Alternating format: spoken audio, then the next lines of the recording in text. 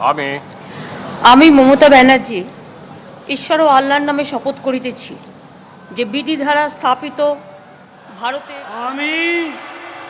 আমি শুভেন্দু অধিকারী ঈশ্বরের নামে শপথ করিতেছি যে বিধি দ্বারা স্থাপিত ভারতের সংবিধানের প্রতি আমি অকৃত্রিম নিষ্ঠা ও আনুগত্য পোষণ করিব। আমি ভারতের সার্বভৌমত্ব ও অখণ্ডতা রক্ষা করিব।